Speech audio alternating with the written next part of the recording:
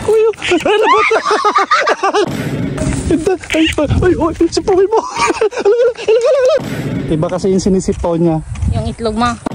Part 2 sana. Haha. With cooking na. Let's go! Let's go! Kuha muna tayo ng kohol. Oh, may ano na kami. May lagayan na. Yung mga nag-request sa ako daw. Pero okay na to. Kuha muna kami ng kohol. Uy, may petsa yun. Kohol muna bago mamingwit ng ng palaka. Uy, daming ligaw. Ano to? Ligaw to? Or tinanim? Tinanim. Sorry.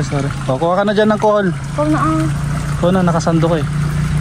Ito yung bago. Ano ko na? Ba't kasi nakaganyan? Tignan mo yung chinelas mo. Bagay na bagay oh. Crocs. Crocs ko dahil. Buhaya. Panahon ng mga buhaya.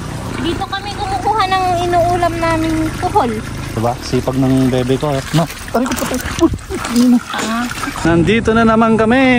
Ito yung mga request nyo guys. Gagawin namin. Churulala. May fish net na kami. Sandobag. Tapos, lulutuin na namin ngayon pag marami kami makuha. Sana marami, no? Tutuluan tayo ni Madam Rhea, Miss Chinita kung paano magsipaw ng palaka. Iba kasi yung sinisipaw niya. Yung itlog mo. Tutog ka talaga eh, no? Kaano na tayo ng kuhol. Tatali na natin siya guys. Wala, mahirap magtali. Nakalis eh. Ayan, mamimingwit na bago yan. Kailangan natin ng patunog. Ito.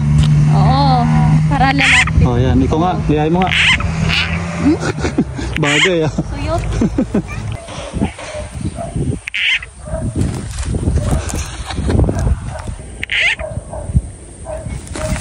Ay, sipukin mo. Gabata mo. One down. One down. Bilis, ba't puro malilit na kukuha mo? Hello, mais ka nga. Basta may nakukuha. Patingin nga. Ang bilis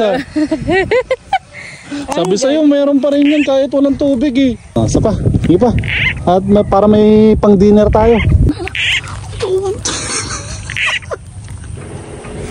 Kuya, ano ba ito?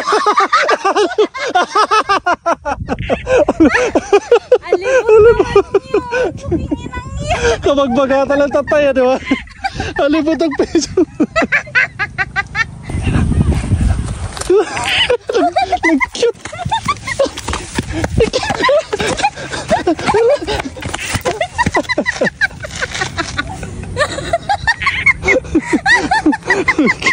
Tama.